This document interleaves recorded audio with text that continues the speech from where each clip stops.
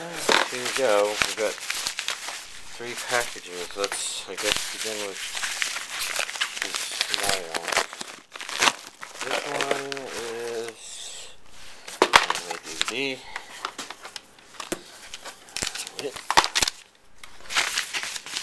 This one, then, is not. New Super Mario Brothers 2. And then you get the new anime. The other DVD was, of course, a new anime. It just got shipped later than the others for some reason. Whoa. It's a very unstable pile because there's a Blu-ray in the middle. So, let's begin, first of all, with number 6. DVD and Blu-ray versions.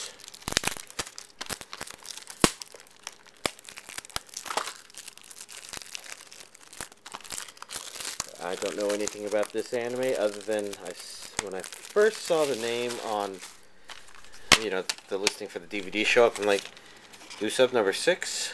Huh. But no, this is not Blue Sub number 6, this is number 6. Clear difference. I mean, it's pretty obvious just looking at the front, duh. But I also figured that out not too long because I'm like, is that Blue Sub number 6? And they're just not including the Blue Sub, or that's where, if you don't know if your assumptions or your interpretation is correct, you go to something like AniDB and see, oh no, it's something else altogether. And I don't know what it is. But the DVDs and the Blu-ray discs have the same art on them, which is not bad. Next up, we've got Shangri-la, volumes 1 and 2. I'm trying to find out. This one is part 1, and this is part 2. Fits right here, which is a little backwards from what I'm used to doing. Maybe. Then, yeah, it's backwards from what I'm used to doing. Come on, there we go. I don't know much about this, but it's been curious.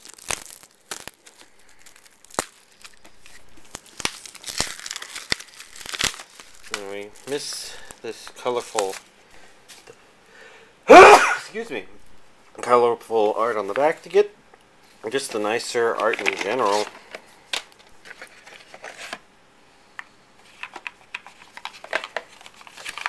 This is the same front and back. And the thing inside here is the normal Funimation insert. So here in Shangri-La Part 1, you've got the curious character on the front. Curious character on the insert.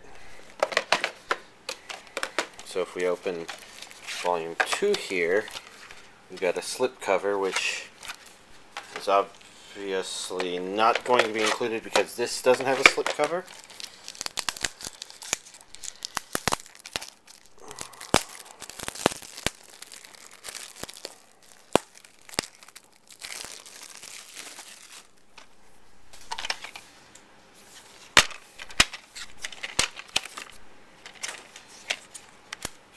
Curious.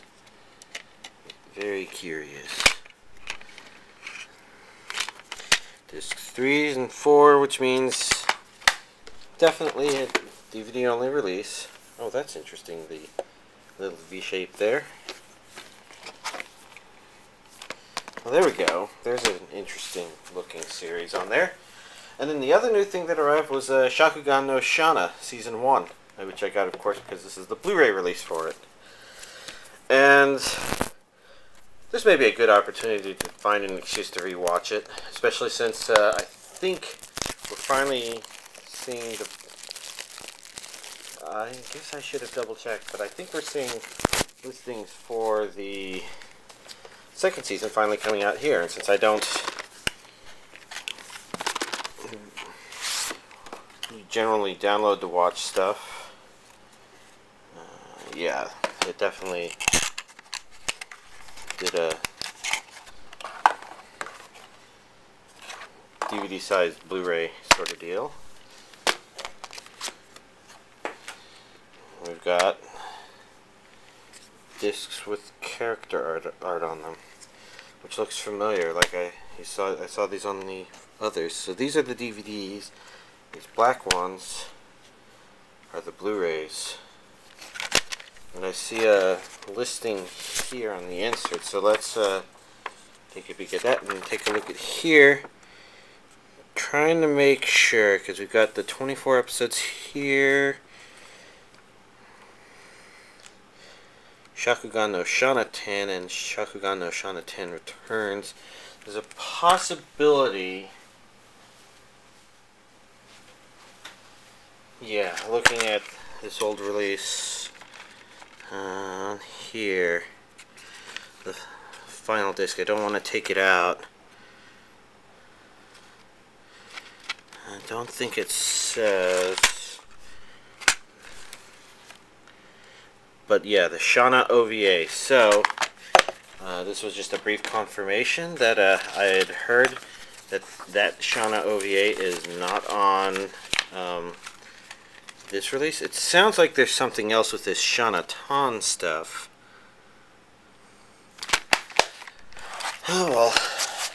Just trying to be a little complete for y'all. Also anime related, there are 2 hentai releases that came out that are, I guess, barely YouTubeable. Hot for Teacher, Right Stuff re-release, and the Private Sessions Complete Collection, which is another Right Stuff one. So those are re-releases, and I guess quickly going over non-anime stuff, I've got a High Fidelity, which I don't know anything about. This is something we're going to watch on Sunday, I believe. And then we've got DuckTales, the movie Treasure of the Lost Lamp. Well, there we go.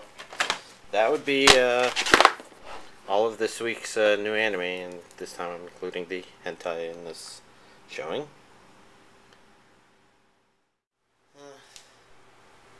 Well, I've watched a good amount of stuff.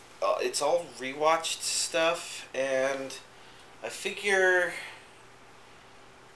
I could probably keep it all brief anyway. So for starters, I watched Blue Exorcist Volume 3. It's no surprise, I'm getting together with that friend more and we're getting through Blue Exorcist. It's really good to rewatch it. It's I think it covers a lot of the standard shonen concepts in a pretty satisfying way, while at the same time kind of embracing some of the weaknesses that sometimes it feels a shonen series have. A kind of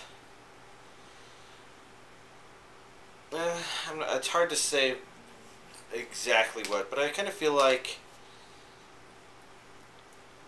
it covers a concept of learning to accept people's oddness better or something. Well, that's only one part of it. It's kind of hard to put it in exact words, but I know it's hitting something that I feel a lot of shonens don't.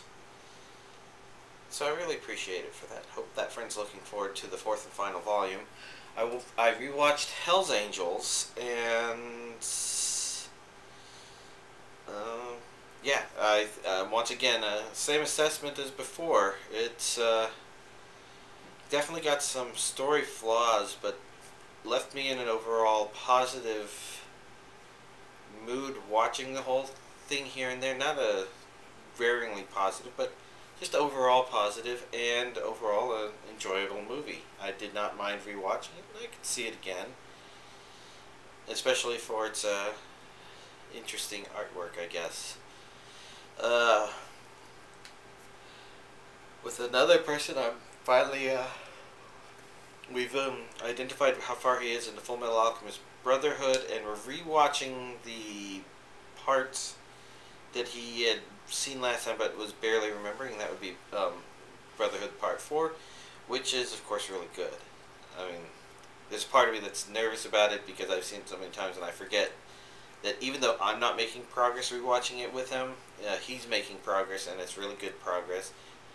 The only disappointing thing being that we couldn't start on part 5, where, you know, things start getting the best of the series. It's like the series just doesn't stop getting better as you watch it. I really appreciate that about it. It takes care of you. And last but not least, since I finished Dragon Ball Z Kai by watching Dragon Ball Z Kai Part 8, I've decided to embark on the quest I said I'd do of, well, I don't know if I said it on camera, I said it to myself, but I've been rewatching the Buu Saga from Dragon Ball Z, and at this rate I'll probably finish it by next week. I'm already at episode 250, 60, so I've only got like 30 more episodes to go, I guess. Of course, I got a busy weekend, so it just really depends how much I get during the week. Whatever. It's hard to tell if the normal Dragon Ball Z pacing is necessarily worse. There's a lot of interesting things about the Buu Saga, especially since of all the Dragon Ball Z content, it's the one I've seen the least, period, because I've only watched it once.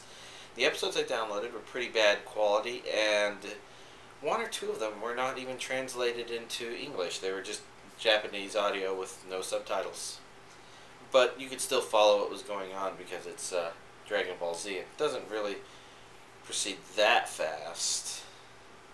You just miss subtle interactions between characters that happen every now and then. That's not too bad. But of course, you know, watching it and being fascinated seeing these parts all over again, saying, oh yeah, I remember that thing. Huh. And I'm not talking about Deborah. I thought the Deborah thing was stupid, but somehow it felt like he wasn't meditating as long as I remembered. I remembered that feeling time-wasty, but whatever. Part of the reason that I probably am not noticing much difference here is I am definitely concentrating a lot of brain power on Minecraft. So, you know, I'm building not only big projects, but complicated, attention-consuming ones that make it pretty easy to have something else on in the background that just methodically progresses forward.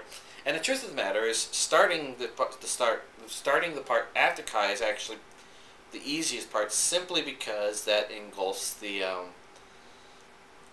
Gohan High School Great Saiyaman World Tournament stuff, which was a fairly amusing and entertaining section of the series. I think I've heard a couple friends say that this World Tournament part here is their favorite part, and I can't really blame them because it's quite entertaining. In fact, I kind of remember first time watching that, I don't know if I felt it this time or not, but I remember... Sorry, to 1 in the morning. Just disappointed. Somewhat disappointed that the story had to kind of interrupt that fun little side quests. Just a little bit, I guess. Well, anyways, that's all the stuff I watched. I don't know what's coming up, because I haven't checked. All I know is September is looking like a busy week. Or month, rather.